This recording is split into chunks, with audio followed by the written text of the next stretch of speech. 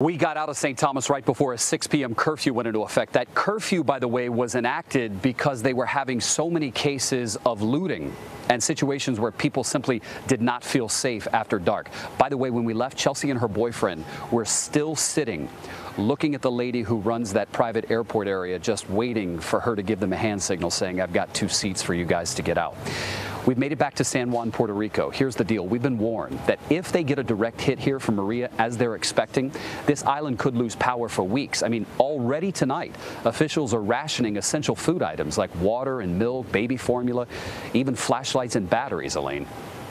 Well, David, what more can you tell us about the recovery efforts on St. Thomas and other islands from Irma, and what's being done to prepare for Hurricane Maria?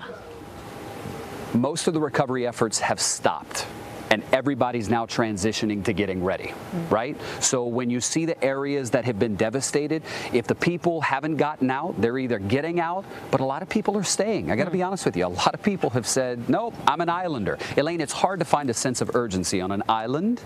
We found a little bit of it today. We met a group of people who said, look, we were here for Irma, but Irma was no good for us. We lost a lot, so we're getting out. And they were on some of the last flights out of town today. Even the first responders are out of town. You know, we met a guy from Arkansas who has been here for the last year and has been volunteering with emergency crews, who painted a scene for us that was unreal.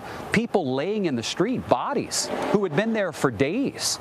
And there were no medical crews or police officials who could get to them to remove the bodies, so locals in the area just covered them with tarps and clothing. I mean, just some unreal scenes. Now, by the way, it's nearly impossible, or has been, to get to these islands. If you're going to go to St. John, for example, one of the hardest hit, you have to go to St. Thomas and then take a boat. We had to charter a helicopter just to get to St. Thomas, and it took the better part of 12 hours just to secure a charter in and out. A lot of these charters are being prioritized for emergency officials, right? And of course, once you get there, the U.S. Air Force is there, the military is there. Help arrived, but even the rescuers said to us today, we're getting out, but we'll come back just as soon as the storm's passed. Wow, it's just absolutely horrific to hear some of the descriptions from the people who live there about bodies laying in the streets and being unable to collect them.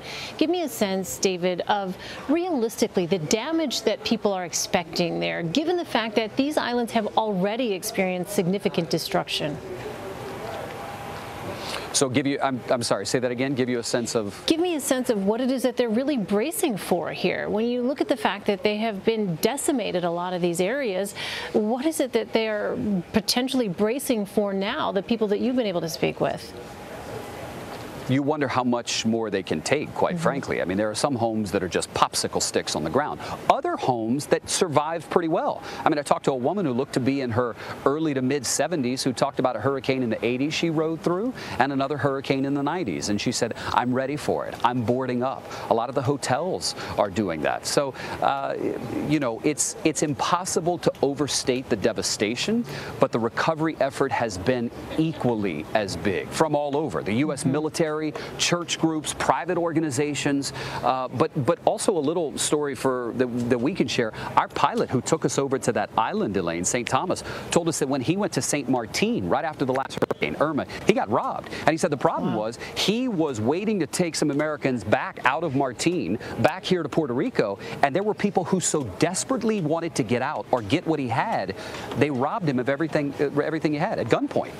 So many layers to this story that is still developing. David Begnaud for us. David, thank you.